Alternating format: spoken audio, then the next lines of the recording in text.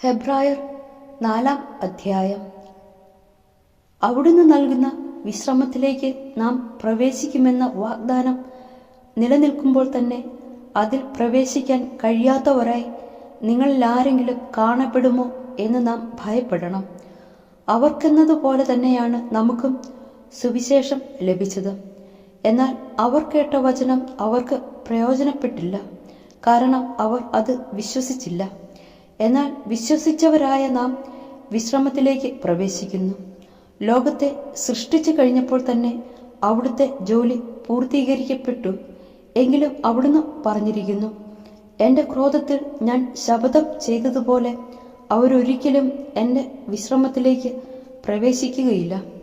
7-ാം ദിവസത്തെപ്പറ്റി ഒരിടത്ത് ഇങ്ങനെ പറഞ്ഞിരിക്കുന്നു, തൻ്റെ എല്ലാ പ്രവർത്തനങ്ങൾക്കും ശേഷം 7-ാം ദിവസം ദൈവം വിശ്രമിച്ചു. വീണ്ടും ഇങ്ങനെ പറഞ്ഞിരിക്കുന്നു, അവർ ഒരിക്കലും എൻ്റെ വിശ്രമത്തിലേക്ക് പ്രവേശിക്കുകയില്ല. എന്നാൽ ചിലർ ഇനിയും പ്രവേശിക്കാനുണ്ട്. മുൻപ് സുവിശേഷം ശ്രവിച്ചവരാകട്ടെ അനുസരണക്കേട് മൂലം പ്രവേശിച്ചിട്ടുമില്ല.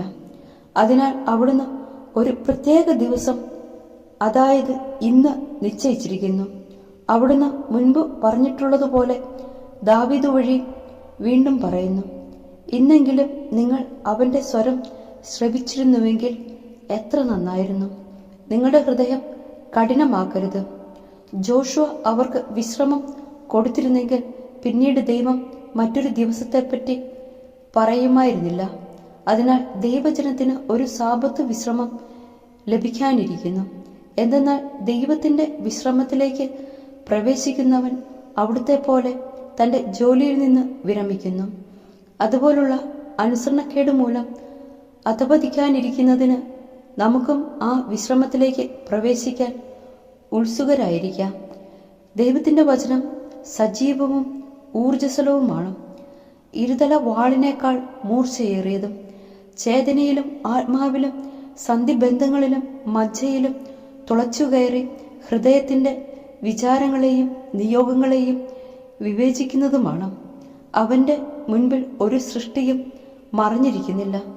അവിടുത്തെ കൺമുമ്പിൽ സകലതും അനാവൃതവും വ്യക്തവുമാണ്. നാം കണക്ക് ബോധിപ്പിക്കേണ്ടതും അവിടുത്തെ സന്നിധിയിലാണ്. പ്രധാന പുരോഹിതൻ, സ്വർഗത്തിലേക്ക് കടന്നുപോയ ശ്രേഷ്ഠനായ ഒരു പ്രധാന പുരോഹിതൻ, ദൈവപുത്രനായ യേശു നമുക്കുള്ളതുകൊണ്ട് നമ്മുടെ വിശ്വാസത്തെ നമുക്ക് മുറുകെ പിടിക്കാം.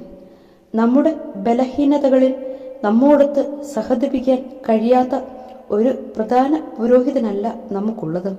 പിന്നെയോ ഒരിക്കലും പാപം ചെയ്തിട്ടില്ലെങ്കിലും എല്ലാ കാര്യങ്ങളിലും നമ്മെപ്പോലെ തന്നെ പരീക്ഷിക്കപ്പെട്ടവനാണ് അവൻ. അതിനാൽ വേണ്ട സമയത്ത് കരുണയും കൃപാവരവും ലഭിക്കുന്നതിനായി നമുക്ക് പ്രത്യാശയോടെ കൃപാവരത്തിൻ്റെ സിംഹാസനത്തെ സമീപിക്കാം.